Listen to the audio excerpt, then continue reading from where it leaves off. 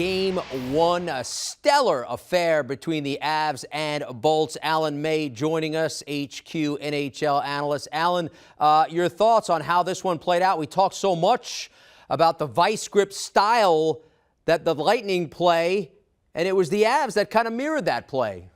They did, and that's one of the greatest forms of flattery that you can do. Sometimes to beat a team at their own game, you actually have to play their game when it comes to, an ugly defensive physical style. And I thought tonight, one of the things that really was going in the favor of Tampa was early in this game before the Avalanche got on the board is they were forcing offsides. They were forcing the Avalanche to dump the pucks into the zone.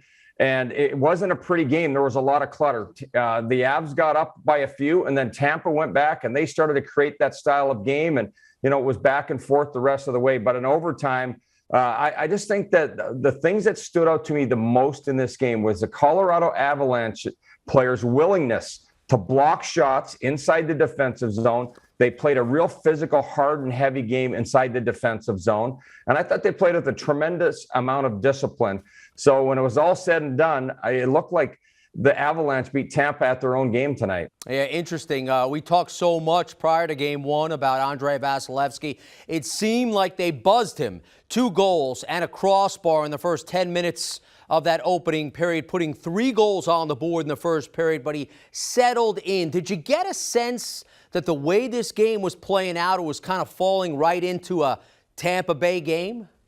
I really thought, Tampa makes you think, and I think they were in the heads of the Avalanche that, hey, these guys don't mess around. They're in it right till the last second of the game, and they kept pushing and pushing, and, you get it to overtime. So Tampa's going to take a lot of confidence out of this game, and the fact that they were able to come back. They did not allow Colorado to get carried away and all of a sudden start adding goals, and, next thing it is 4-0 and 5-0, but they climbed back in. A couple times they tied it, and they found ways to stay in this. So I think there's confidence building for both teams in this one. Yeah. A lot for Tampa. When you think of the way they played, there's some things that they can clean up in their game. I think mainly getting the puck out of their defensive zone by the wingers has to be more of a priority next game and something that they'll focus on and they'll key on.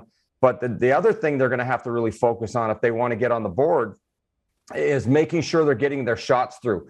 The Colorado, I'm not sure exactly what the shot blocks were. I'll just take a quick peek.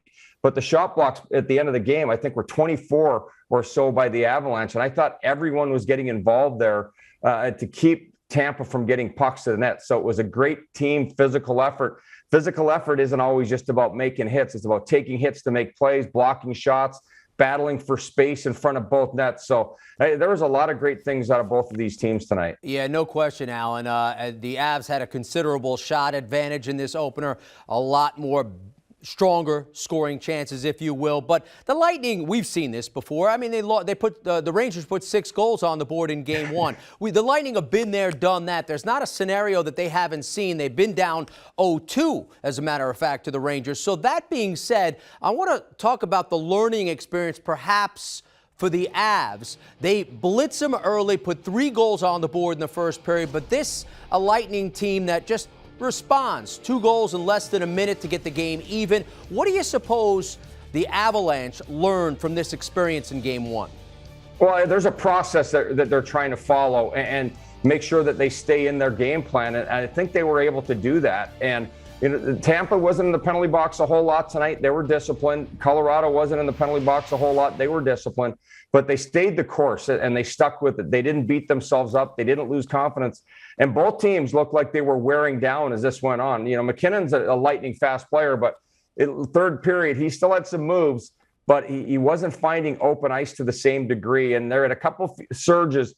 But the things that they can take out of this is that they stuck with their plan for 3 periods.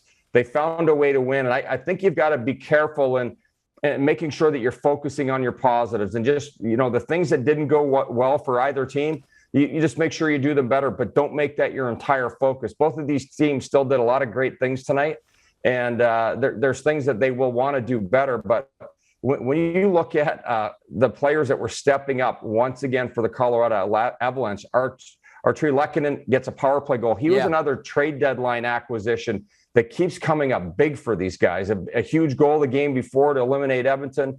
And I just think that the players that are stepping in and stepping up tonight. Andre Burakovsky with the overtime goal, and he's got a habit of scoring big goals against the Tampa Bay Lightning. Yeah, and he was. It's only his second or third goal of the playoffs. And he was wide open, one-timer. All he had to do was put it in the middle of the net, and that's what he did, and he scored himself a beautiful overtime goal on that one-timer. Yeah, he's done it before as a member of the Caps. Lekkonen's goal on a 5-on-3, kind of questionable about that second penalty to make it a 5-on-3. But I'm curious about your thoughts. They go back to their starter in net, talking about Darcy Kemper for Franzos, who is 6-0. Your thoughts on how he played in this opener? Well, I thought he played very, very well, and I love the fact that his team protected him. It was actually 26 block shots by the Avalanche. And, you know, big-time defensive play in their zone is not their MO. It's about attack, attack, attack. And they weren't really able to generate, but they knew they weren't going to be able to attack because no one's really been able to get after Tampa consistently. And as time has gone on in the playoffs, Tampa's developed their game. But you look at Kemper, you know, he played a solid game. He was there when he needed to be. He came up big stops that he needed to stop. There's not much he could do on those goals. And I just think that having your starter back is so important. If you go in and it's Pavel Francouz and he lets in a tough goal or the first goal of the game, we'll say, all of a sudden, you know, everyone starts to tighten up a little bit. You're not playing with the same type of confidence. Maybe you're looking for an excuse to lose, or you're looking for excuses. So it's important to have your starter. You need to have luck. And I know that they would be a way better team if they had Nazem Kadri in the lineup, and he had just had so much grit and skill and a little bit of everything. Great in the face-off circle, highly competitive player, can play in any situation on your team. So they're down that guy, Braden Point, back in this one. And Braden Point was absolutely spectacular tonight. As the game went on, he started to get his legs going over and over. Yeah, he looked like he got his sea legs under him as he was skating later in this game. But this a terrific opener. Does this lead you to believe that we could feel good about the potential of a long series? I sure hope so. You know, I just have so much faith in the Tampa Bay Lightning, and really, I don't want my hockey season to end yet. I want a 7-game series. I think the last game is slated for June 30th. That's all right by me. The beach will wait. The lake will wait. And these two teams, they know how to play. Colorado's gaining confidence, and you know, they've been embarrassed the last few years in the playoffs. And I think in this one, the determination of their top players to play gritty, to play all-round games, to manage their discipline, I think that's very important. But at the same time, you have the juggernaut of the Tampa Bay Lightning, the amount of playoff series they've won over the course of the last 3 playoff seasons, and their players, the maturity that they've displayed. So to them, it's an overtime loss, a 7-0 loss, you name it. It's just a loss to the Tampa Bay Lightning, and they've got to come back better every game, and they usually do. That's Alan May. Hey, Alan, let's hope we get 7 games. It gives us a chance to talk to you 6 more times. We appreciate the insight. Thanks. I'm looking forward to it. All right, this is what it looks like. Andrei Vasilevskiy, last 4 games, previous 3, 3-0, goals allowed 3.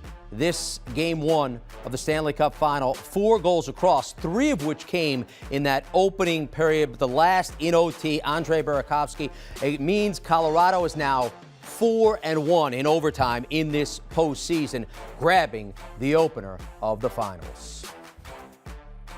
Do you want a sports network that delivers everything that matters about the game? The highlights, the picks, the instant analysis, no yelling, no fake debates, no politics. Hit the subscribe button and never miss a moment.